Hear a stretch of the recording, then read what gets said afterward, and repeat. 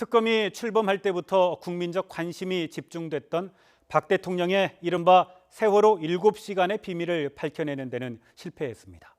다만 박 대통령이 취임 이후 100여 차례에 걸쳐 비선 진료를 받은 사실을 규명하면서 그동안 제기됐던 의혹의 실체를 확인했습니다.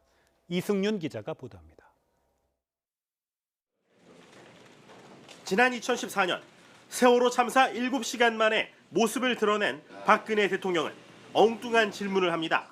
다 그렇게 구명조끼를 학생들은 입었다고 하는데 그렇게 발견하기가 힘듭니까?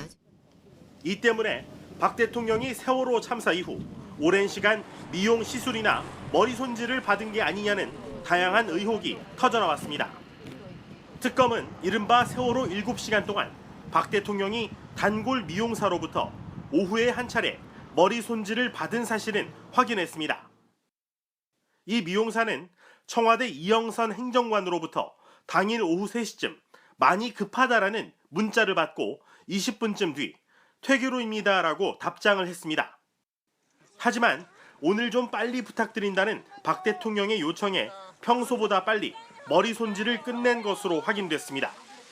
대통령 취임 뒤 최소 5차례 이상 보톡스 시술을 했던 김영재 원장도 세월호 참사 당일 청와대에 가지 않았다는 결론이 내려졌습니다.